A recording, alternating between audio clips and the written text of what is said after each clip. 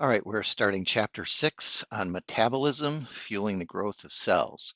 So we're going to talk about uh, primarily about enzymes and metabolic pathways and how enzymes are controlled and whole pathways can be controlled. We'll also dive into the energy storage molecule that's found in all cells, and that's ATP. And we'll talk about uh, why that's important. So um, cells have lots of chemical reactions, and these reactions are arranged often in a stepwise chain called a metabolic pathway, where there's an initial substrate that's modified by first one enzyme, and then it's turned into an intermediate, which is then modified by another enzyme, and so on and so forth till you get to the final intermediate, which is modified by the last enzyme to produce the final product. And often these metabolic pathways involve 7, 8, 9, 10 enzymes that are each doing a small stepwise change. And the final end product is then what the cell really needs. And this can be used to sometimes actually inhibit the first enzyme. And so these pathways can be controlled through what's called feedback inhibition. We use metabolic pathways um, to sometimes to make large molecules. So we assemble small molecules into large molecules. That's anabolism or an anabolic pathway. Or we can sometimes take large molecules and split them apart to release energy. This is a catabolic pathway. Okay, and so both these pathways often involve multiple steps, many enzymes, and often those enzymes are located together. The enzymes themselves are almost always proteins, so they're organic molecules. They may have some additional parts like a metal ion sometimes, or a vitamin in it, which is an organic molecule that's not a protein, but usually the bulk of the enzyme is encoded within a gene. Okay, and so we have to talk about enzymes. Um, Enzymes are molecules that reduce the amount of energy needed to start a chemical reaction. This is called the activation energy. And here the blue line shows us the activation energy for an uncatalyzed reaction. And the red line shows us the amount of energy needed to start a reaction that does have an enzyme or a catalyst. And so what an enzyme does is lower the amount of energy needed to start a reaction. And this is true whether the enzyme is breaking up a large molecule to release energy. So it's a catabolic one shown in the graph on the left, or even if it's assembling small molecules into larger ones, like in anabolic reactions. And so we can refer to the reactions not only by the size of the molecules involved, but whether they require or release energy. So the exergonic reactions release energy. The endergonic reactions require energy input. But even exergonic reactions often have large amounts of activation energy. So how do enzymes do this? Well, enzymes are biological catalysts, and they usually have a site called an active site that's going to bind to the substrate. And so here on the left, it shows you two substrates and a site on the enzyme that can bind to each of these. The enzyme itself is usually protein, but some enzymes are made of RNA. And the relationship between an enzyme and its substrates is usually very specific because of the nature of this binding. It has to be fairly exact, fairly specific. So one enzyme usually only works with one substrate and it can only promote one chemical reaction. The good news on this, though, is when the reaction is done, the products are released and the enzyme can be reused. Okay, and so that's really important. So when we think about an enzyme, we should think about first the active site and how it matches the substrate. That the enzyme is going to work by making this temporary binding with the substrate, and as it does, it will slightly change conformation to stress bonds or force bonds to be made or broken. Once the enzyme has cause the substrate to interact, the products are produced, and the products will have less attraction for the active site, so they'll be released. Okay, and that's how enzymes work. Of course, here the enzyme is just a cartoon molecule. Show it's a cartoon drawing, but we can actually see enzymes because we can image them with high-powered microscopes, and we can use computers to calculate bond angles and so the shape of the molecule.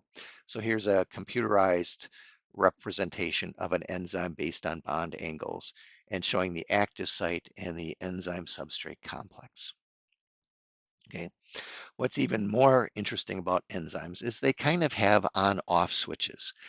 They have sites that are separate from the active site called allosteric sites. And these allosteric sites can bind to other molecules to either turn the enzyme off, in that case it's an inhibitor, or to activate it, to turn it on. And so that's the two forms you see there. On top, you see a enzyme substrate complex, or an enzyme that can be inhibited by a red inhibitor there. And on the bottom, you see the whole thing stabilized by an activator. Okay, and so by having these allosteric sites, that allows enzymes to be controlled pretty precisely, to be turned on when they're needed or turned off when they're not needed. Okay, here's an example of that. The enzyme shown in blue here has an active site that binds the substrate. And so that's the initial enzyme in a metabolic pathway. It shows 4 intermediates and then a final product produced. And that final product binds to the allosteric site on the blue enzyme. And when it does, that alters the active site. So the active site no longer binds the substrate. So here, when the product starts accumulating, that tells this first enzyme to stop making the initial intermediate, and the whole pathway is shut down in that case. So this is feedback inhibition. When we have enough of the final end product, we can turn this off.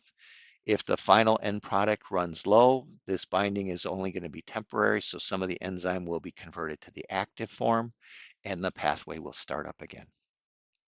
Okay, this is a really crucial idea that enzymes and whole metabolic pathways can be turned on and off when they're needed. Of course, there's other factors that influence enzyme activity. Enzymes are proteins, so they have lots of bonds in them, and the exact conformation of the molecule will depend on the environment it's in.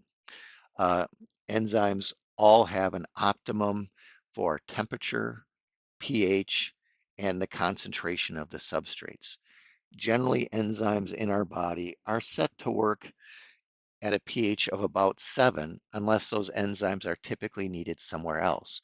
So like we make enzymes to go in our stomach to digest protein. That enzyme is called pepsin, and it works best at a pH of about 2 or 3. Okay.